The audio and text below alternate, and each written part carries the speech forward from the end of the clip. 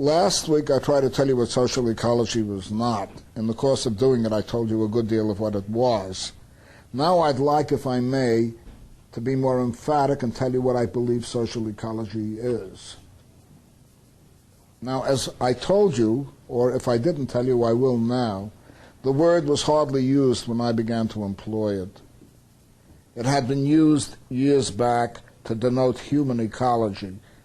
Human ecology is a very tame discipline taught in the universities, in which, starting out with anthropology and the development paleontologically of the human species, from hominoids to hominids to humans, and so on and so forth, and then talking about tribes, and then talking about spatial dimensions, and then talking about air pollution, water pollution, and whatever pollution, and then afterward telling you you should write to your legislator or your congressman or your senator, whoever he or she may be, to correct the world and fix everything up, give you a mark, A, B, C, D, E, F, and then send you off into the world thinking that you know something about the environment. In fact, Massachusetts Institute for Technology, back at around the time that I was writing, called human ecology sanitary engineering. That was the name of the course, okay? And it was a harmless course, okay? And social ecology, as I picked up the term, meant that there is a relationship between humanity and nature, or the natural world more properly, a relationship between humanity and nature, the natural world, that is an extremely close one. More precisely, that what the fate of the natural world to a very great extent, and by the natural world I mean the biosphere, I mean the living world. I do not mean that rock called the moon. I mean life, and life in all its interconnections and ecosystems, as they're called. That world of life, which has been an evolving process for the greater part of 4 billion years, and most rapidly within the past billion years, even less, that world of life is profoundly affected by social developments. That it is society, and the way in which people establish social relations, and the attitudes they develop toward the natural world as a result of these social relations, that will profoundly determine the future of the biosphere, the ecosphere, call it whatever you like. Now, this is a very provocative notion, however simple it might seem, because what it says is that the center, the locus, the target, the focus, use whatever word you want, of the environmental problems that we face today exist not only in our attitudes toward nature, but in the kind of society in which we live. Our attitudes toward nature, and I want to use the word nature very provisionally. I mean the natural world. I mean that natural evolution. That phenomenon that we call natural evolution, of which we are products, and that evolution can be traced. Our evolution in the natural world can be clearly traced today with an enormous amount of supportive paleontological material, or physical anthropology and the like, that our evolution out of the natural world, and we are still part of the natural world, even as we evolved out of the natural world to form a social evolution, has profoundly affected the natural world. And unless, however importantly we talk about the need to change our attitudes toward the natural world, however importantly we think we seek to evolve a greater sensibility, a richer sensibility toward the world of life around us, the social relations, the economic relations, the marketplace have a more profound effect upon our relationship with the natural world than even our attitudes, important as these attitudes may be. The very idea of dominating nature, now let me stress the word idea here, because I am consistently misunderstood about this. The very idea of dominating the natural world, I have argued in a very lengthy book, stems from the domination of human by human.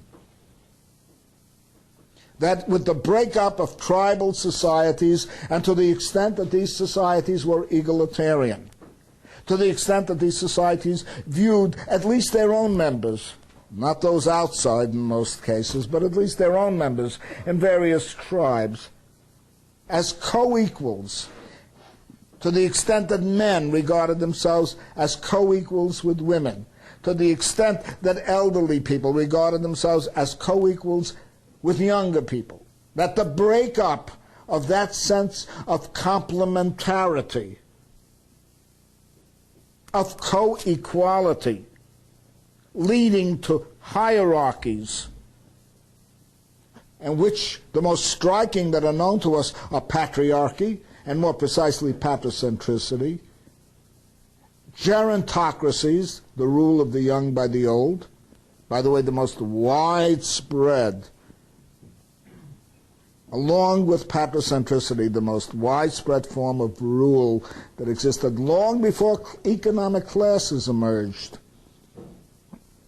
These age groups, and the basic idea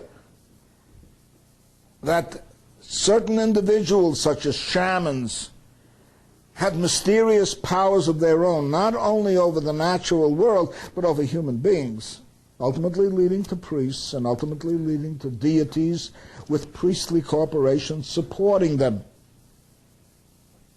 conditioned our attitude toward the natural world. Nobody would have thought that you could dominate the natural world without first bringing domination into society. The very idea of domination wouldn't have appeared. Hence the idea of dominating the natural world, which can only be an idea. We can't dominate the natural world. It's an absurd statement. You can't dominate a chair, you can't dominate a tree, you can't even dominate an animal. It doesn't know that it's being dominated. You have to have an intersubjectivity, an interaction between two subjects who know what domination means before domination can emerge, become meaningful, become relevant. That domination which existed among human beings gave rise as men began to dominate women, as age groups began to dominate, older age groups began to dominate younger ones, as you began to see warrior groups dominating the rest of the community and forming a state, all the way through. That whole system of domination, which people internalize, which they make part of their psychic mechanisms, accepting submission, and women have done that for thousands of years, as you know. And many subject people have done that for thousands of years. Internalizing it, extended out into the natural world, leads to the idea that the natural world can be and should be dominated. Social ecology is anchored in this basic relationship. This basic relationship that the domination, the idea of dominating the natural world, stems from the domination of human by human. And that until we eliminate that domination, we will not eliminate the idea itself. Because that domination is very real. It's tangible. It's even part of the psychic mechanism of the domineering elements and the dominated elements in all societies. And it is simply extrapolated outward into the natural world. Hence, the most fundamental problem that we face is not only the need to change our sensibility toward the natural world, but to change our sensibility and our social relations toward each other. We have to reconstruct society in such a way that we will live in harmony with each other, share our planet together with other life forms, but also together with ourselves, in a harmonious and cooperative relationship, without domination, without rule, and without economic classes, under a condition that can variously be called socialism, anarchism, communism, and I use the word communism with a small c, since I don't think anything that ever existed in Russia could be called communist. That's an absurdity, or even socialist, by Marxist standards. Or if you like, communalism, and so on and so forth. There's a variety of words that you can use. Now, the important thing that we're faced with now is to create, first to understand, let's put it more clearly, more basically, to understand the sources of this domination, to ask ourselves what conditions preserve the system of domination, together with economic exploitation, and what can be done to alter society fundamentally enough so that domination disappears and hierarchy disappears, as well as classes and such organizations or entities as the state, which enjoys the monopoly of violence in the interest of a specific ruling class. That becomes the basic program. That program, bluntly, has a long tradition in itself, long before ecological issues began to come to the foreground of political discourse. And I do not want to see that tradition lost, as though we are innovating something so completely new that we have no contact with that tradition anymore. And that tradition was born out of the great movement of socialism and anarchism, communist anarchism. That connection between the two, between social ecology and that revolutionary tradition, cannot be disposed of. And it is in the process right now of being undermined. We are being taught today that socialism, communism, anarcho-communism are passé. That what we have to do now is look deeply into our spiritual lives, to retreat more and more inward into what is wrong with our being. This was all given to us by Catholicism 2,000 years ago. May I remind you, please? For 2,000 years, this has been the message of the great world religions, and particularly of Christianity, with about as much effect as I have on deciding whether it's going to rain in 1 hour or not. That message that we shall all one-to-one, gradually, which incidentally gave rise to a tremendous church hierarchy, ending up with the Pope in Rome and the College of Cardinals.